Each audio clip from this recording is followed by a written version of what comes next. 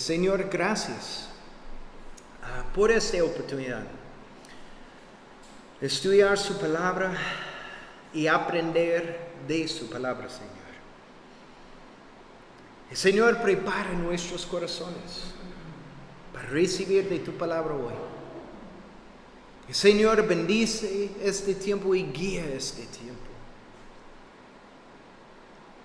Que todo lo que hacemos es bajo el control del Espíritu Santo. Y recibimos su palabra por su pueblo hoy. Señor, dejamos este tiempo en tus manos. En el nombre de Jesús. Amén. Estamos estudiando el libro de Gálatas en capítulo 1. Entonces abre sus Biblias a Gálatas capítulo 1. Y Pablo le escribe a las iglesias en la región de, ¿qué piensa? Galacia, que se ven en peligro de abandonar la salvación por gracia para seguir la falsa doctrina de salvación por obras. Ahí la semana pasada vimos Pablo confundido completamente. ¿Cómo es posible? Y recuerde, la semana pasada Pablo dijo específicamente que ¿cómo es posible que ustedes quieren dejar Dios? Él no dijo que simplemente dejar una enseñanza, dejar Dios para seguir una falsa enseñanza. Entonces eso fue el peligro ahora en las iglesias de Galacia. Y Pablo les dice claramente que solo existe, ¿cuántos evangelios? ¿Cuántos? Un evangelio. Solo existe un evangelio que puede guiar a la salvación. No hay otro mensaje. El evangelio de la gracia es por medio de ¿quién? Cristo, no por obras. Nadie jamás podrá ser salvo por obras ni por su propio mérito. Nadie puede ganar su salvación. Es un regalo. Es solo por la gracia de Dios. La salvación solo viene por medio de Jesús y por fe en Jesús y su obra perfecta y completa en la cruz. Es solo por la incomparable gracia de Dios que un pecador es salvo. Pablo demostró claramente que solo hay un evangelio y cualquier otro mensaje es una falsa enseñanza. Entonces es fácil para nosotros cuando estamos escuchando un mensaje del evangelio. Si es más que la gracia que recibimos por medio de Cristo, es una falsa enseñanza. Es solo por la gracia de Dios, nada más. Bueno, ahora en el resto de capítulo 1 y capítulo 2 de Gálatas, Pablo defiende su autoridad de apóstol. Les dice que él fue llamado por Cristo para ser su apóstol y que los otros apóstoles reconocieron y confirmaron este llamado sobre él. Entonces estudiaremos esta sección en 3 partes y hoy veremos el testimonio de Pablo como defensa de su apostolado. Entonces vamos a empezar en capítulo 1 y leamos versículos 11 y 12. Para empezar, mas os hago saber, hermanos, que el evangelio anunciado por mí no es según hombre, pues yo ni lo recibí ni lo aprendí de hombre alguno, sino por revelación de Jesucristo. Entonces Pablo les recuerda algo que ellos saben, lo que él está diciendo en versículo 11. Que el evangelio que él predicó vino por revelación directa de ¿quién? De Jesús. Pablo no aprendió el evangelio de un hombre, sino que Pablo recibió el evangelio de la autoridad más alta. ¿Qué es la autoridad? Del mismo Cristo, Jesús. Entonces su mensaje es de un origen divino. Y Pablo empieza esta sección llamándolos ¿cómo? Hermanos. Y en griego hay diferentes palabras por hermano, pero la palabra hermano aquí es la palabra adelphos. Adelphos, que literalmente significa del mismo vientre. Y así Pablo les dice que ellos y él son hijos del Padre Celestial. Y es con estas tiernas palabras la gente estaría más dispuesta a escucharlo. Y lo que Pablo está diciendo es lo que está pasando aquí es incorrecto. Recuerda, somos una familia. Es lo que él está diciendo. Somos una familia. Tenemos el mismo Padre. Por favor, escucha mis palabras. En versículos 13 al 24 es donde encontramos el testimonio de Pablo. Vamos a leer 13 hasta el final de este capítulo.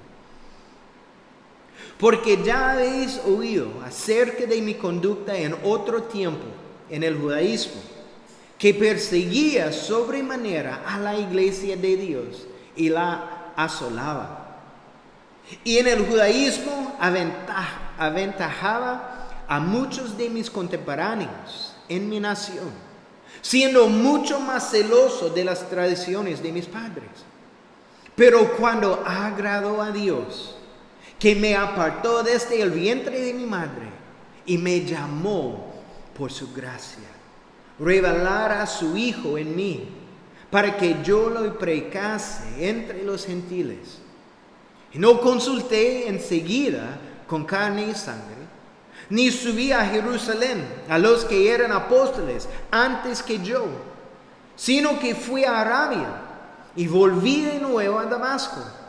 Y después, pasados 3 años, subí a Jerusalén para ver a Pedro y permanecí con él 15 días. Pero no vi a ningún otro de los apóstoles, sino a Jacobo, el hermano del Señor. En esto que os escribo, aquí delante de Dios, que no miento. Después fui a las regiones de Siria y de Cilicia, y no era conocido de vista a las iglesias de Judea, que eran en Cristo. Solamente oían decir, aquel que en otro tiempo nos perseguía, ahora predica la fe que en otro tiempo asolaba. Y glorificaban a Dios en mí. Entonces, en estos versículos tenemos 3 partes del testimonio de Pablo, ¿verdad? Versículos 13 al 14 vemos su vida antes de Cristo. Su vida antes de Cristo. Versículos 15 y la primera parte de versículo 16 vemos su conversión. Y finalmente, la última parte de versículo 16 al 24, vemos su vida en Cristo, es decir, su llamado. Esas son las 3 partes de su testimonio. Y en realidad eso es el testimonio de cada creyente. Nuestra vida antes de Cristo, nuestra conversión y ahora la vida que vivimos en Él. Entonces, versículos 13 y 14, estos versículos muestran que hubiera sido imposible que su conversión hubiera venido por voluntad humana. Es imposible. A mí vea, en versículo 13, Pablo les recuerda que su meta antes de su conversión era ¿qué? Asolar a la iglesia. La palabra asolar es una palabra fuerte. Esa palabra en griego significa rasgar algo de sus raíces para destruirlo completamente. De nuevo, significa rasgar algo de sus raíces para destruirlo completamente. Entonces el deseo de Pablo fue remover el cristianismo del mundo para siempre. Y vemos esto con el zacate, ¿verdad? Si cortamos el zacate, ¿qué pasa? Crezca de nuevo. Pero si rasgamos el zacate, ¿qué pasa? Destruye completamente. Y eso fue la meta de Pablo antes de su conversión. Entonces, si sabemos esto de Pablo, nadie estaba tratando de evangelizar a Pablo. Los creyentes huían de él porque él los perseguía. Ellos tenían miedo completamente de Pablo. Había un gran temor asociado con el nombre Saulo de Tarso. Y nadie pensaba, ¿sabe lo que necesitamos hacer? Necesitamos compartir el evangelio con Pablo. Todos tienen miedo. Cuando Pablo dio su testimonio a Herodes en Hechos capítulo 26, él le contó lo que le había hecho a la iglesia de Cristo. Vamos a Hechos 26. Hechos 26. Y solo leamos versículos 9 al 11. Eso es su testimonio de su conducta con la iglesia de Cristo. Versículo 9 de capítulo 26. Dice, yo ciertamente había creído mi deber hacer muchas cosas contra el nombre de Jesús de Nazaret, lo cual también hice en Jerusalén. Yo encerré en cárceles a muchos de los santos, habiendo recibido poderes de los principales sacerdotes, y cuando los mataron, yo di mi voto.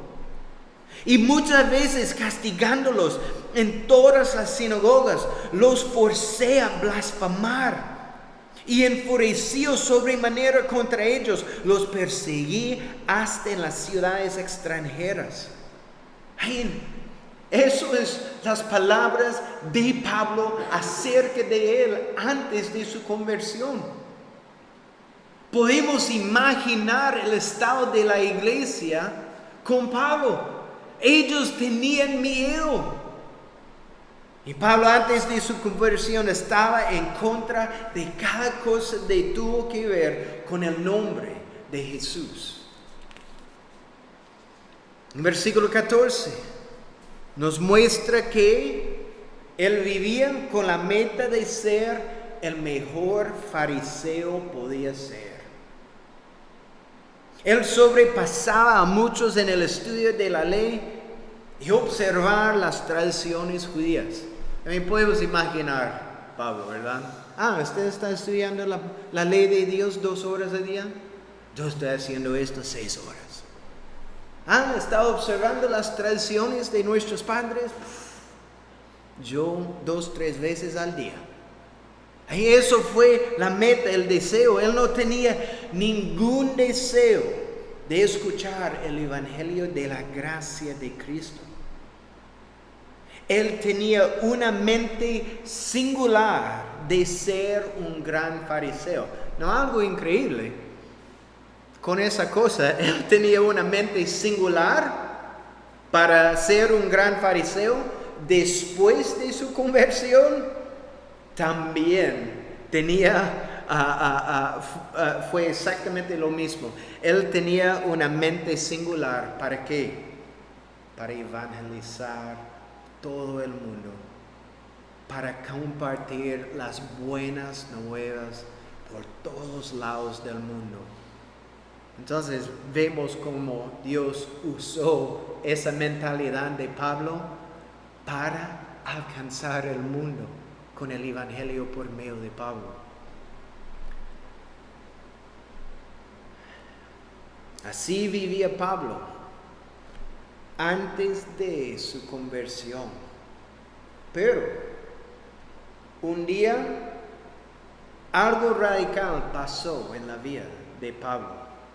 Cristo se le aparece y habla con él en el camino a Damasco. Vamos a Hechos capítulo 9. Hechos capítulo 9.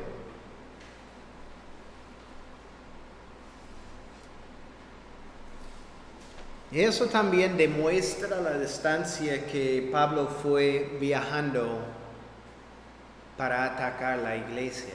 Él está en el camino por Damasco, de Jerusalén.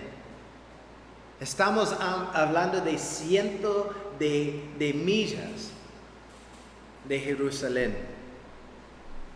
Pero en versículo 3, capítulo 9, versículo 3, mas yendo por el camino, aconteció que al llegar cerca de Damasco, repentinamente le rodeó un resplandor de luz del cielo, y cayendo en tierra oyó una voz que le decía: Saulo, Saulo, ¿por qué me persigues? Y él dijo: ¿quién eres, Señor? Y le dijo: yo soy Jesús, a quien tú persigues. Dura cosa te es dar cosas contra el aguijón. Él, temblando y temoroso, dijo: Señor, ¿qué quieres que yo haga? Y el Señor le dijo: levántate y entra en la ciudad, y se te dirá lo que debes hacer. Y los hombres que iban con Saulo se pararon atónitos, oyendo a la verdad la voz, mas sin ver a nadie.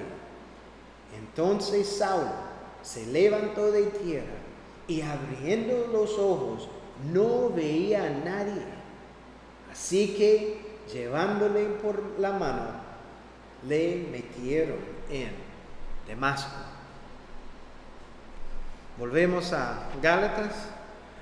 Eso es su conversión. Pero aquí en versículos 15 y la primera parte de 16, vemos como Pablo aconteció este momento. Vamos a leer de nuevo.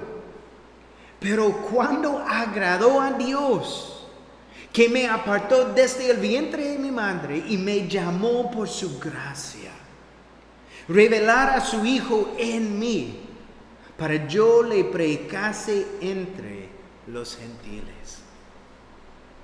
¿Viste lo que está pasando aquí en estos versículos? Pablo da todo el crédito de su salvación. ¿A quién? A Dios. Es solo Dios. Vea, Dios lo hizo. Y lo hizo por su gracia. Y lo hizo por medio de su Hijo Jesús.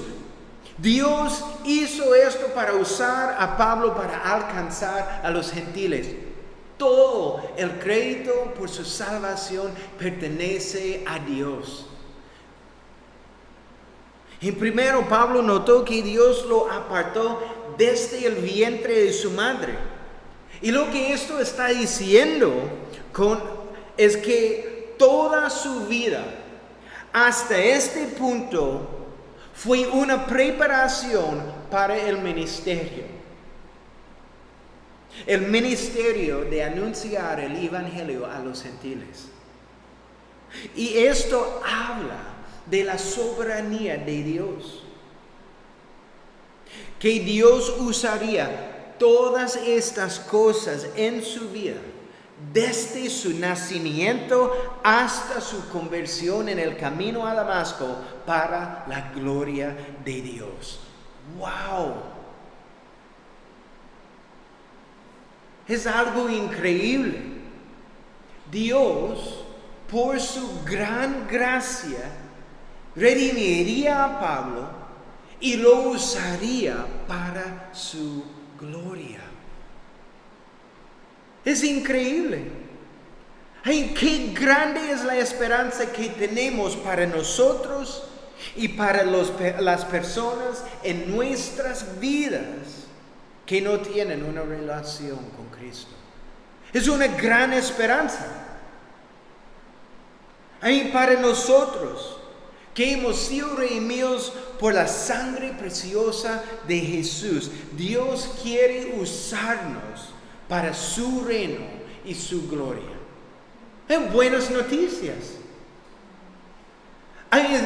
El hecho que Dios nos rescató es más que suficiente, ¿verdad? Es like, wow, la salvación que tenemos, la vida eterna. Es increíble, pero no es solo eso. Él quiere usarnos todos los días para su gloria, para participar en su obra aquí en la tierra, por su reino. Es increíble. Con el pasado que hemos tenido, con nuestro presente, todas las cosas que hemos soportado en nuestras vidas eran una preparación para el llamado que Dios tiene para nuestras vidas.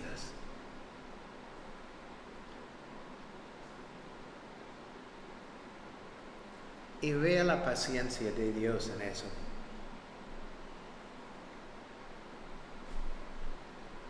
Tomando el tiempo para prepararnos, para preparar nuestros corazones a escuchar el mensaje. Y no solo escuchar el mensaje, pero aceptar el mensaje. La paciencia de Dios no es porque hemos escuchado el mensaje, el evangelio una vez y Dios es like, ¡ya! Obviamente Él no quiere escuchar. Es like, no.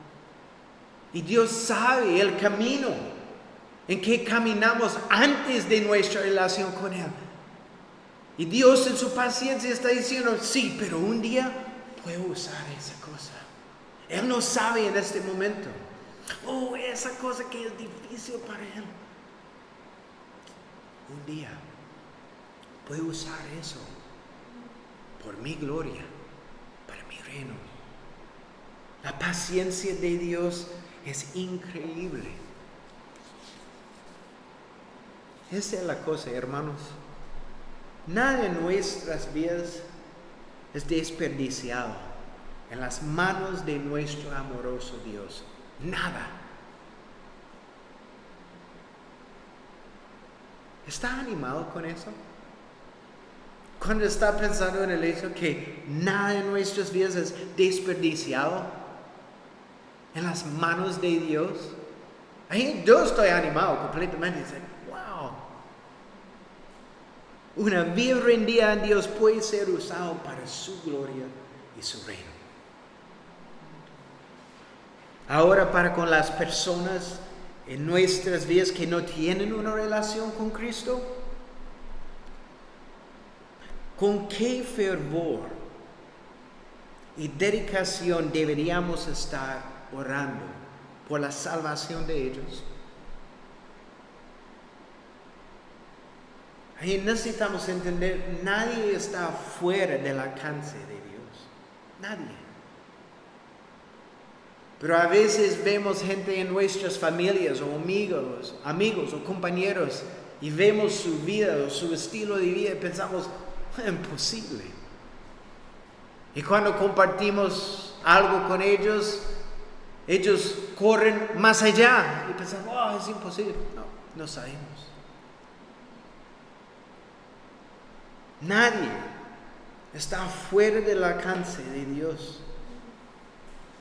Y esta es la cosa, hermanos. Sabemos que el deseo de nuestro amoroso Dios es que Juan 3:16, ¿verdad? ¿Qué es el deseo? Vemos el deseo de nuestro amoroso Dios en este versículo. Y su deseo es que nadie se pierda. Eso es el deseo de Dios.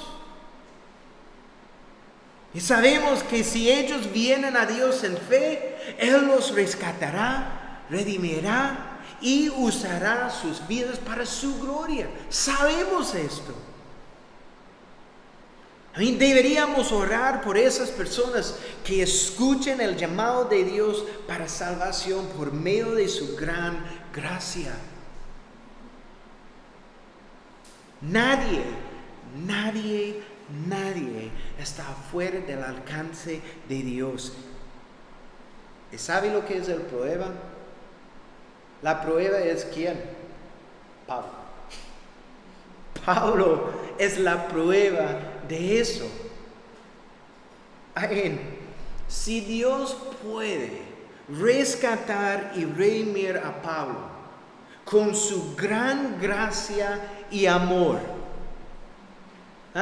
un hombre que quería rasgar de las raíces el cristianismo y removerlo del mundo para siempre, un hombre que encarcelaba a cristianos y mandaba a matar por su fe en Jesús, que como vimos en Hechos, forzando personas a blasfemar el nombre de Jesús, separando familias. Eso fue Pablo. Si Dios puede rescatar y redimir a Pablo, Dios puede rescatar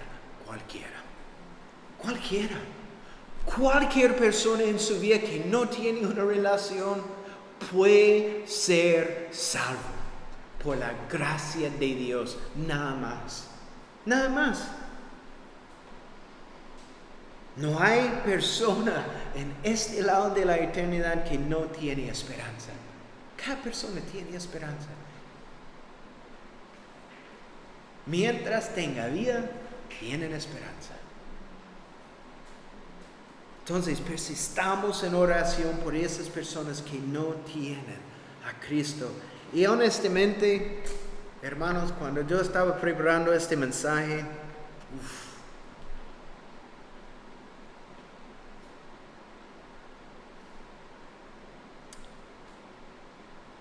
yo sentí convicción por mi falta de persistencia en oración por los perdidos de mi vida. Porque es una responsabilidad que tenemos. Es una responsabilidad. Porque nosotros sabemos la verdad del Evangelio. Y nosotros sabemos que solo Cristo puede cambiar una vida por completa. Es nuestra responsabilidad. Y esa es la cosa. Si nosotros no somos fieles o persistentes en orando por esas personas, ¿quién es? ¿Quién es? Si estamos las personas más cerca, es alguien en nuestra familia o un amigo, y no estamos orando con persistencia, ¿quién es? ¿Quién está haciendo intercesión por sus vidas? Si no es nosotros. Es nuestra responsabilidad. Y de verdad, yo tengo convicción. Porque no es por una falta de tiempo. No puedo decir eso, es que no tengo tiempo. Tengo tiempo. Pero wow. Y vemos eso fue una pasión de Pablo. Lea sus cartas. Él siempre fue dejando su corazón abierto en sus cartas. Y fue obvio la compasión y el fervor que él fue orando por los perdidos para la gente. Y además, no sabemos qué persona a nuestro alrededor están siendo preparados por Dios para ser usados en grande manera para Él, para su reino y para su gloria. Imagínense. Leamos acerca de personas como Pablo y Pedro y Juan o Charles Spurgeon y otras personas. No sabemos quién es la próxima persona. Posiblemente la persona en nuestra vida. Y Dios está preparando su corazón, que somos persistentes para orar por esas personas. Pablo, un fariseo, fue rescatado y redimido para alcanzar a los gentiles con el dulce mensaje del Evangelio. Y no solo eso, pero Dios lo usó para escribir gran parte del Nuevo Testamento. Vean las cartas que tenemos. La mayoría del Nuevo Testamento. Romanos, 1 y 2 Corintios, Gálatas, Efesios, Filipenses, Filemón, Colosenses, Tesalonicenses, Timoteo, Tito, Pablo. Vamos a continuar la última sección después de su conversión, versículos 16 hasta 21. La segunda parte de 16. Y no consulté enseguida con carne y sangre, ni subí a Jerusalén a los que eran apóstoles antes que yo, sino que fui a Arabia y volví de nuevo a Damasco. Después, pasados 3 años, subí a Jerusalén para ver a Pedro y permanecí con él 15 días. Pero no vi a ninguno otro de los apóstoles, sino a Jacobo, el hermano del Señor. En esto que os escribo, de aquí delante de Dios, que no miento. Después fui a las regiones de Siria y de Cilicia. Entonces, en esta sección, lo que Pablo está haciendo es reforzando el punto que él no recibió la doctrina de la gracia, el evangelio, por medio de otro hombre. Él recibió todo de Jesús. Y recuerda que Pablo perdió su vista después de su encuentro con Jesús por 3 días. Y a veces la gente dice, Ananías fue hablando con Pablo, pero recuerda que fue el propósito de la visita de Ananías. ¿Fue para qué? Para restaurar su vista. Y cuando su vista fue restaurada, él dijo aquí que no fue a Jerusalén. Porque Jerusalén es donde los apóstoles estaban. Sino que se fue a Arabia y después de Arabia regresó a Damasco. Es importante que entendamos, el desierto de Arabia es muy cerca de Damasco. Eso no fue una distancia larga. Y no hay nada registrado de los 3 años, pero se infiere que Pablo necesitaba un tiempo para estar a solas con Jesús. Y necesitamos entender la revelación de Jesús en el camino de Damasco había derrumbado la religión de Pablo por completo como un fariseo. Miren, imagínense, eso fue su fundación completamente destruido. Y ahora todo giró en torno a Cristo Jesús, su Señor y Salvador. Y durante ese tiempo, por el Espíritu Santo, que el Señor comenzó a enseñarle a Pablo acerca de la gracia que había recibido. Y sin duda, para mí, Pablo estaba en el desierto, en Arabia, en Damasco, con las Escrituras, ¿verdad? Que él conoció muy bien, pero estaba leyendo completamente diferente, buscando Jesús en el Antiguo Testamento. Y podemos imaginar, Pablo dice, eso está hablando de Jesús. El sacrificio, un cordero, el cordero de Dios. Wow, es Jesús. Aprendiendo de nuevo acerca de la gracia de Dios. Qué dulce este tiempo. Es interesante, ¿cuántos años tenían los discípulos con Cristo? ¿Cuántos años? 3. ¿Cuántos años estaba en el desierto? Qué interesante, 3 años con Cristo para aprender. Y muchos los eruditos creen que fue en este tiempo que Pablo aprendió su doctrina y teología, lo que encontramos en el libro de, ¿sabe? Romanos. Fue en este tiempo, 3 años solo con Dios, Y después de esos 3 años en Arabia, Pablo finalmente va a Jerusalén para conocer a Pedro. Y Pablo pasó 15 días, no es un tiempo largo, no es un tiempo para aprender mucho de alguien. 15 días con Pedro y solo conoció a Jacobo, el medio hermano de José, de Jesús. Y en Hechos 9, 28 y 29, Hechos capítulo 9, versículos 28 y 29, aprendemos la razón que Pablo fue solo 15 días en Jerusalén. En estos versículos dice que Pablo fue compartiendo el evangelio valientemente con los judíos. Y dice también que él fue discutiendo con los judíos acerca del evangelio y su conclusión fue, ¿sabe qué es? Ellos querían matarlo. Entonces Pedro y los creyentes en Jerusalén deciden que es mejor que se fuera por un tiempo. Like, wow, gracias por su súper valiente con el evangelio, pero wow, en 15 días todos quieren matarlo. Entonces, por eso él salió rápidamente de Jerusalén. Y de nuevo, puede leer acerca de eso, Hechos capítulo 9. Entonces, y finalmente, versículo 21, dice Pablo se va a las regiones de Siria y de Cilicia. Eso es su región natal.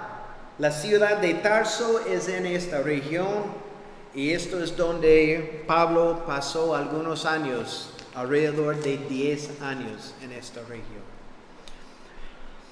En versículos 22 hasta el final, y terminamos aquí. Y no era conocido de vista a las iglesias de Judea que eran en Cristo. Solamente oían decir, aquel que en otro tiempo nos perseguía, pero ahora predica la fe en que otro tiempo asolaba. Y glorificaban a Dios en mí. Entonces, 22, Pablo salió con rapidez de Jerusalén, como yo dije, y por eso no pasó por Judea, y la gente de allí no lo conocía como de vista. Pero las iglesias en Judea sabían que él había perseguido a la iglesia de Cristo, pero ahora predicaba la misma fe que en el pasado había tratado de destruir. Qué increíble, sí, Pablo, wow, esa persona fue tratando de destruir la iglesia, pero ahora está predicando la misma fe. ¿Y cómo responden ellos a esto? Versículo 24, ellos glorifican a Dios. ¿Qué más podemos hacer? A ver un pecador como Pablo rendir su vida completamente a Cristo y ahora en esto su conversión produjo alabanza a Dios. El perseguidor ahora era un predicador de la gran gracia de Cristo.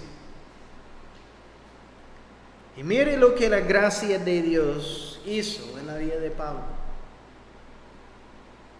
¿Cuántas cartas de Pablo nos enseñan verdad? ¿Cuántas cartas de él animan nuestros corazones? como hoy.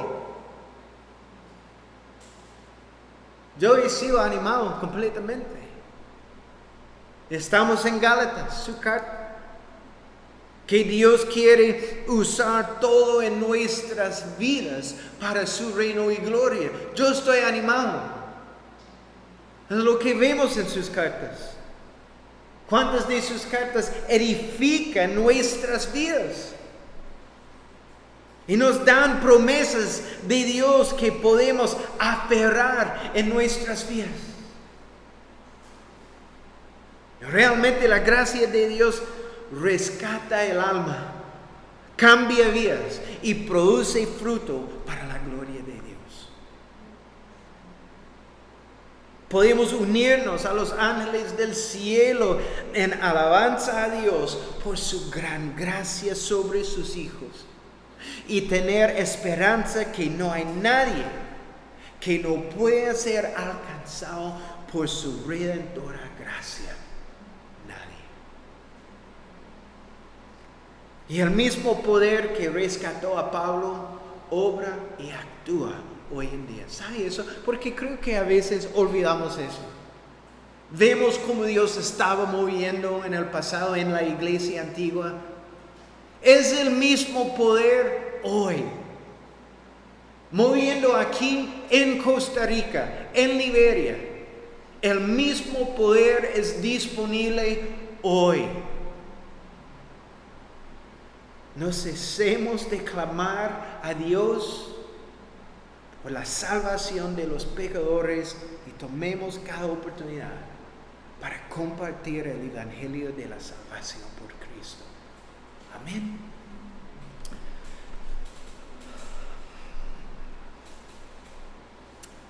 Señor, gracias por el testimonio de Pablo. En su testimonio, cada pecador puede encontrar esperanza. Y en el testimonio de Pablo podemos ver claramente la gran gracia de nuestro Dios. Y eso es la misma gracia que tú deseas derramar en la vida de cada persona que quiere rendir su vida a Cristo. Es solo la gracia de ti. Gracias, Señor, por su gran gracia, por su favor y por su amor hacia nosotros. Gracias por su paciencia con nosotros.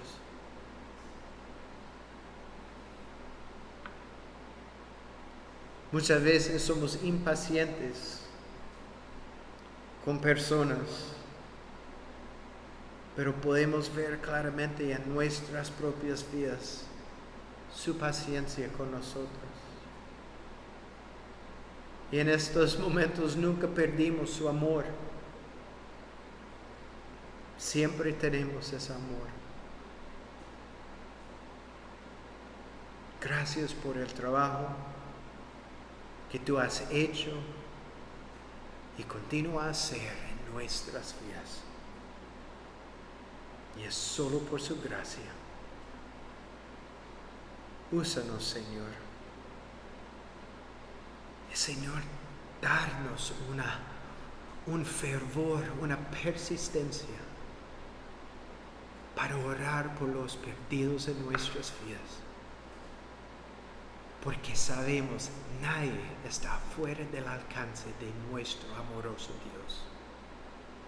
Y sabemos su deseo es ver cada pecador rendir su vida a ti. Ayúdanos, Señor. Pedimos estas cosas en tu glorioso nombre.